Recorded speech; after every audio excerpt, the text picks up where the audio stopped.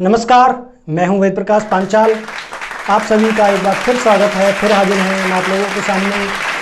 एक बहुत ही लघु कविता है, छोटी सी है, कविता नहीं कहानी है।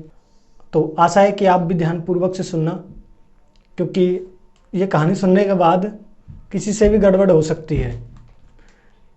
ये कहानी हमारे गांव औरंगाबाद के नाम के ऊपर है।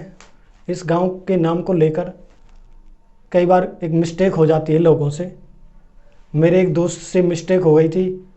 मैं सोचता हूँ कि आपके साथ वो मिस्टेक ना हो जाए, कभी उसकी जैसी आपके साथ भी हो जाए बात। तो वो बताता है, एक बार वो ससुराल गया था अपने। ससुराल में उसका आदर सत्कार किया गया। ससुराल भी ऐसे गया था कि वो कहीं काम से जा रहा था, रास्ते में उसकी ससुराल पड़ती है, तो वहीं पे वो रुक जाता है। रुकने के बाद उसके घर वाले सोचते हैं, ससुराल वाले, कि ये थोड़ा जल्दी में है तो कोई बात नहीं, थोड़ा चला जाएगा जल्दी में, ही तो आया है थोड़ा।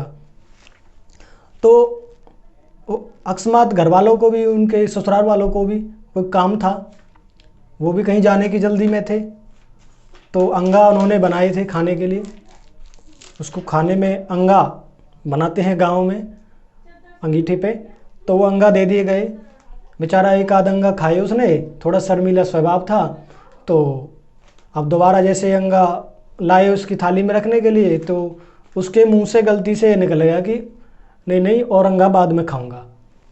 अब उसकी सासू ने सोचा कि हमारा मेहमान थोड़ा जल्दी में है, हो सकता है इसको जाना है, औरंगाबाद में जा खाएगा, हो सकता है वहाँ पे भी अंगा बने हो।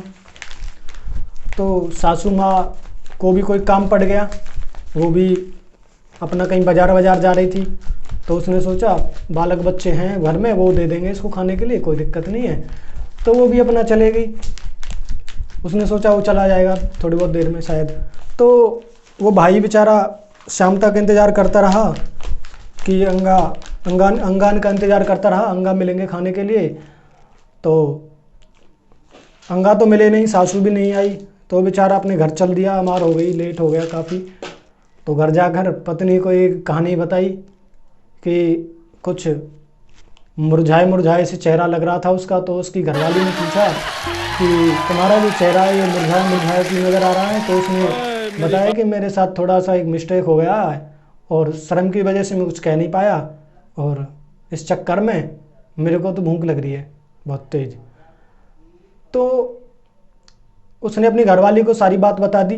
घरवाली ने सासू माँ के पास फ़ोन मिला दिया, और वो कहने लगी कि मम्मी आपने इनको भूखा क्यों भगा दिया आज यहाँ से।